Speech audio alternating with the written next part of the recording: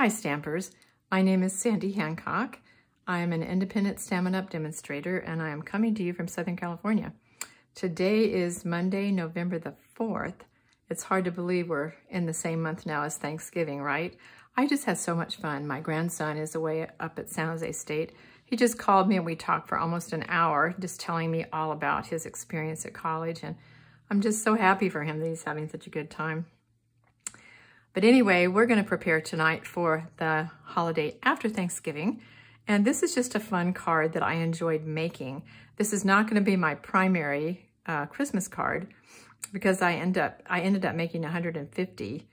So they're already made. And this is just a fun one. I'm not sure who I'll send it to, but I will send it to someone. And for this, I'm using, obviously, the Frosted Forest. And I just want to remind you of two other cards I made earlier where I also used the Frosted Forest, just very, very different looking. So this is the Country Woods paper. The little squirrel and the little rabbit are out of In the Grove. There's several sets that have these trees and fun things with them. And then inside, I used the grass from Grassy Grove.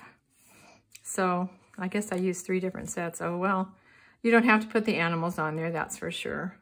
And then I used the adhesive back texture dots. And these are metal.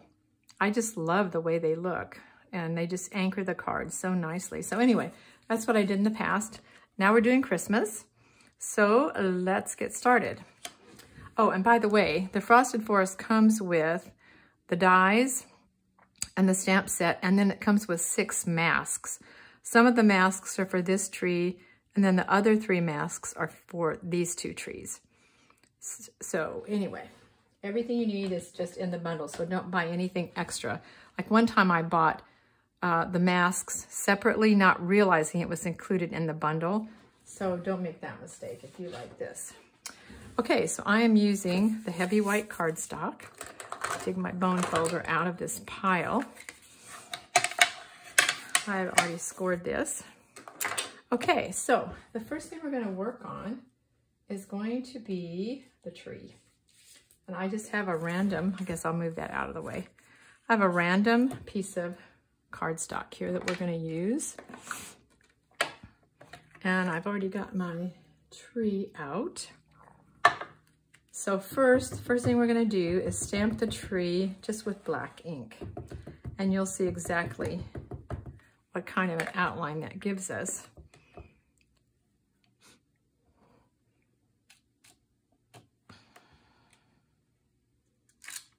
There we go. Okay, so a very, very nice outline. I can put this away. All right, then I'm going to get out my Shy Shamrock and Shaded Spruce. And I'm going to just put a little bit of, well, I guess I won't do that. I kind of wanted to anchor this down. I don't think you can anchor it on glass. Okay, let me grab a piece of, let's see, what should I grab a piece of? I'll grab a piece of masking tape. Just would kind of like to anchor this in place so it's not moving around on me. Okay, there we go. All right, so I'm going to take mask number 4 and just line it up. And you really don't need to use this mark because it's so easy to just line it up with the tree. Okay. I think that's good. Okay, that'll help hold it down a little bit. Then I'm going to get out, okay, I need to make sure I'm doing Shy Shamrock first. And that's going to be over the whole tree. This is just so easy to do. It would be really relaxing if you sat and watched a movie and just did a bunch of these. Okay, so there's our Shy Shamrock. And let's see. Ooh, pretty, pretty, pretty, pretty. Okay, now we're going to take mask number 5 and figure out kind of where that goes. I think that's about right. Might put another little piece on here. Okay, so this one is going to be shaded spruce. It's just barely highlighting some other little places along the tree. You can see how it turns out. It's just so beautifully shaded. I don't know who comes up with these masks and creates them, but they are so smart. Okay, here we go with number 5. And then number 6 is going to give us yet again a little bit more depth. And some people at this point, I'm trying to think how they do it. They make this part snow, which you could, what would you do? I guess you just emboss with white. Like maybe put Versamark over it and then put white. I'm not sure, I haven't done it. Okay, so we're gonna use shaded spruce again.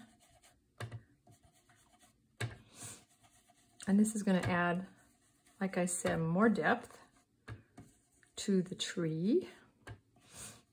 Okay, I think that's probably good. Yo. Okay, so let's take this up and hold it up so that you can see it really well. Okay, isn't that beautiful? Oh, it's just, wow. Like I say, I have no idea who comes up with these things, but I'm sure glad they do because they are so much fun to use. All right, I'm gonna put my pads away. Oh, I'm gonna need the green one again. Oh, well. Okay, so now I've already cut out a tree that is done, so I don't have to go do that now. So I'll put aside that tree. And like I often like to do, I'm going to add a couple of layers underneath just to give it some more depth. I just love giving things depth without necessarily having to add dimensionals. Okay, then we'll do, whoops, I don't think I did a very good job. Let's try that one more time.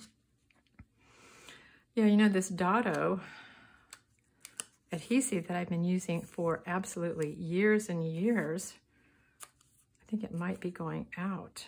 So I'm very sad about that. Okay. All right, so here goes our top tree.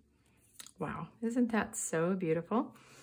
Okay, now I'll just show you what I'm gonna do. Can you see the background here? Where I've used the, I've used this Painted Trees 3D embossing folder.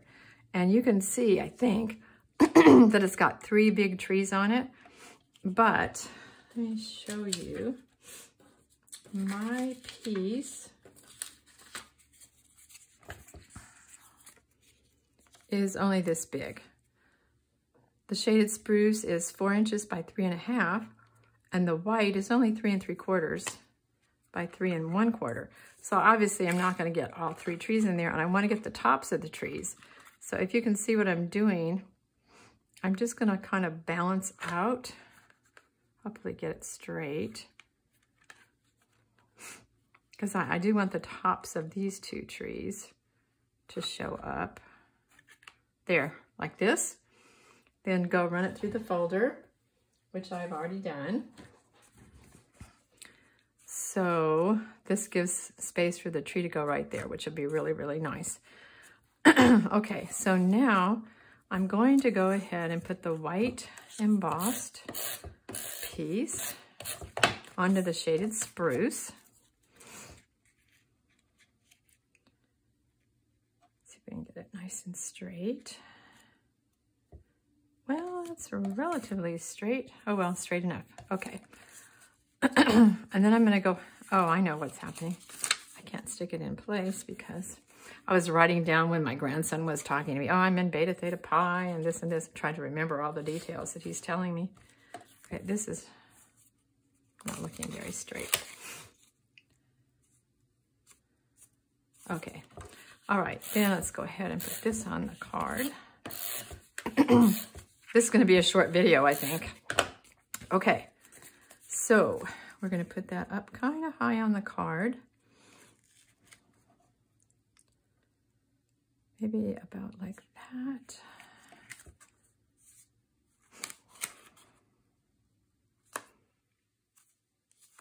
Okay, I'm gonna try that one more time. I got it over to the right too far. That's what I like about this particular adhesive. You just keep changing your mind with no problem. Okay, so now what we need to do is we have to pull out our Stamparatus.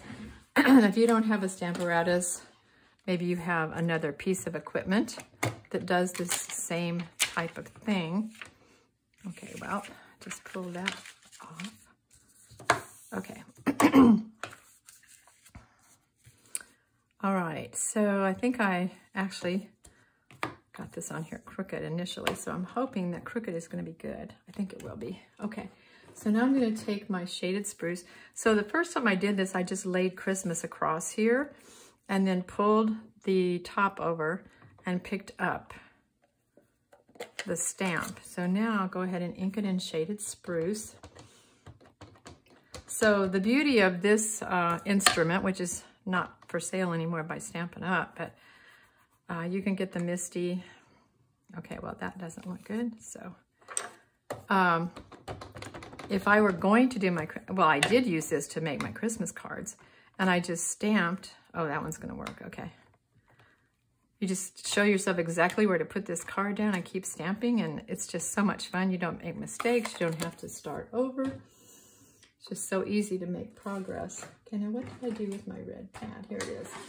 Okay, so on the upper lid, what I have is Merry Christmas. So I'm going to stamp that, or ink it rather, with red. We'll just put it right there. Ooh, that looks good. Okay. All right, let's move these. You know, I'll tell you something that I had to do. Oh, let me bring this back for a minute. This Mary, I was having the hardest time getting it to stick on the acrylic. And so what I did, I haven't tried to take it off again. I took the Stampin' Seal and I ran a little bit of Stampin' Seal over the back of the Mary. I even do that on the rubber stamps, not the photopolymers, if it's, you know, not sticking anymore. And it really does help. Just don't put too much on there.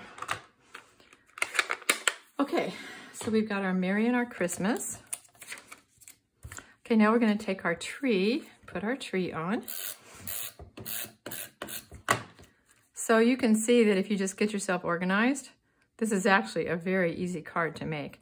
Just do an assembly line. That's kind of how we do most things, right? And then I got a little star for the top, and I'll show you where I got it. I used some silver sparkle paper that I've had for a long time. Like you, I'm sure you don't throw out that kind of stuff. Just even if it's not current. Can you see that? So, so pretty. Okay, so that comes in Merriest Trees. It's in the main big catalog. And it's this little stamp right there. I mean, little die. This has all kinds of fun things in there. But for this card, I only needed that. And then you're gonna die when you see my, oh boy, the end of my marker.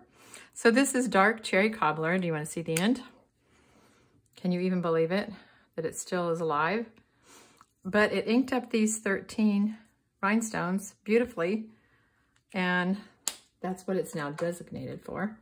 Only that alone. And then I'm just gonna put these onto the card, and I haven't decided yet. Did I get that in the middle? Almost. I haven't decided exactly what I'm gonna put inside, because I have to wait and see who I'm gonna send it to. And I might not even use something current, you know, I don't know what I'm gonna do for inside the card. Okay, then I'm gonna pull this back over so that I can kind of remind myself where I put these rhinestones so that I don't have to think about it again. So yeah, I mean, if you made these cards, you'd be using quite a few rhinestones, but that's okay. Okay, so this one. This is so much fun. It was really fun coloring these. It's fun putting them on. I love all the sparkle. Okay.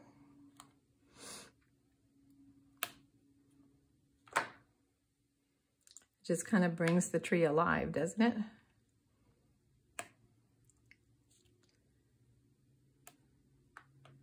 Oops, maybe I colored one too many.